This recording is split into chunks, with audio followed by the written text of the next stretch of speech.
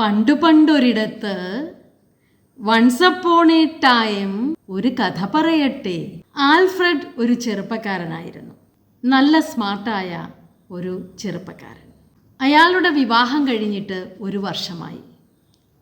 എല്ലാവരും വിഷ് ചെയ്തു, happy wedding anniversary, wish you a happy married life. പക്ഷേ അയാൾ എന്തോ അസ്വസ്ഥനായിരുന്നു. സന്തോഷം തോന്നുന്നേയില്ല.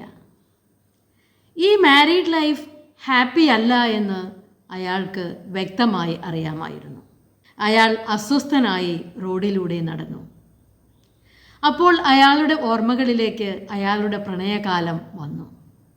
എത്ര മനോഹരമായിരുന്നു ആ ദിനങ്ങൾ! രാവ് മുഴുവൻ സംസാരിച്ചു കൊണ്ടിരുന്ന ആ ദിനങ്ങൾ, നേരം വെളുക്കുവോളം സംസാരിച്ചിട്ടും തീരാതിരുന്ന, ഉറങ്ങാൻ കഴിയാതിരുന്ന ആ രാത്രികൾ, അത് എത്ര മനോഹരമായിരുന്നു! അന്ന് അവരുടെ പ്രണയം വളരെ വളരെ സ്വീറ്റായിരുന്നു. പക്ഷേ ഇന്നു എന്താണ് സംഭവിച്ചത്? എപ്പോഴും പ്രശ്നങ്ങളായിരുന്നു. ഭാര്യയുമായി കലഹിക്കാത്ത ദിനങ്ങളില്ല. അയാൾ അലക്ഷ്യമായി റോട്ടിലൂടെ നടന്നു. അപ്പോൾ അദ്ദേഹം സ്ഥിരം കാണാറുള്ള, സംസാരിക്കാറുള്ള വയോധികനായ ഒരു മനുഷ്യൻ, വളരെ അറിവുള്ള വ്യക്തിയാണ്. അദ്ദേഹം പാർക്കിലെ ബെഞ്ചിലിരിപ്പുണ്ടായിരുന്നു. ആൽഫ്രഡ് അദ്ദേഹത്തിൻ്റെ അടുത്ത് പോയിരുന്നു. അപ്പോൾ അദ്ദേഹം ചോദിച്ചു, എന്താണ് മോനെ, നിനക്ക് ഒരു സന്തോഷമില്ലായ്മ? അവൻ പറഞ്ഞു, ഗ്രാൻഡ്പ,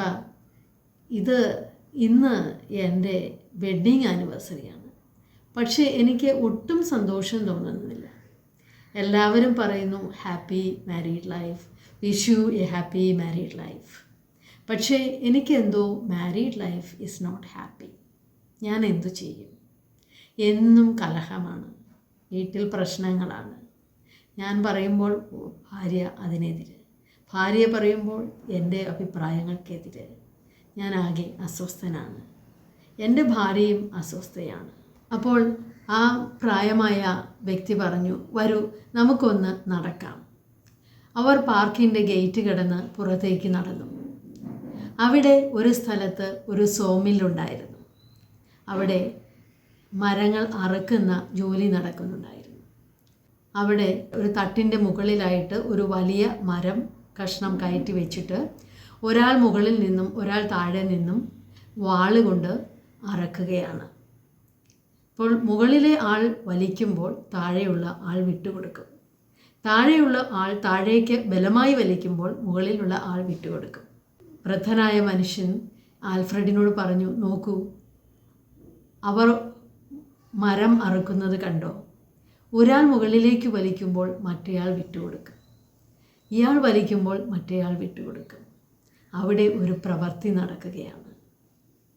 ഒരാൾ വിട്ടുകൊടുത്തില്ലെങ്കിലോ എന്ത് സംഭവിക്കും? ആ അറുക്കുക എന്ന പ്രവൃത്തി നടക്കില്ല.